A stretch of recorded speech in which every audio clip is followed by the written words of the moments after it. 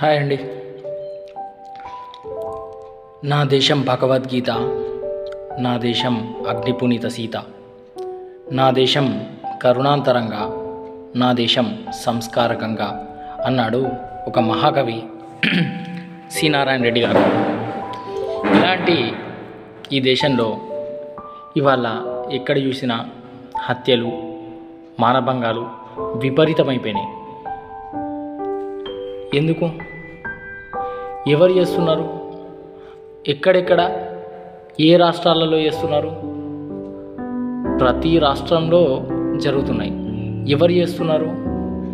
ఒకప్పుడు స్వాతంత్రం వచ్చినప్పుడు భారత జనాభా 60 కోట్లు, ఇవాళ 150 crore పాపులేషన్ ఉన్నది ఇండియాలో. వీళ్ళందరూ ఇక్కడి వాళ్ళేనా? ఈ దేశంలో పుట్టి పెరిగిన వాళ్ళ 150 కోట్ల జనాభా ఇవాళ వరల్డ్ నెంబర్ 1 పొజిషన్లో ఉంది పాపులేషన్లో మన భారతదేశం. వీళ్ళందరూ ఇక్కడ పుట్టిన వాళ్ళు కాదు. ఇల్లీగల్గా చొరబాటుదారులు, ఇల్లీగల్ ఇమ్మిగ్రెంట్స్ 1 నుంచి 5 కోట్ల మంది ఇల్లీగల్ ఇమ్మిగ్రెంట్స్ ఈ దేశంలో ఉన్నారు. దీని అంతటి కారణం ఎవరు? ఎక్కడి నుంచి వస్తున్నారు? వీళ్ళందరికీ అడ్డా వెస్ట్ బెంగాల్ ఉన్నది. వెస్ట్ బెంగాల్ గవర్నమెంట్, తృణమూల్ కాంగ్రెస్ ఉన్నది కదా ఒకరితో మేడం, ఆ మేడమే కారణం వీళ్ళందరికీ. తృణమూల్ కాంగ్రెస్ అక్కడి నుంచి చొరబాటుదారులందరూ ఎంటర్ అవుతున్నారు.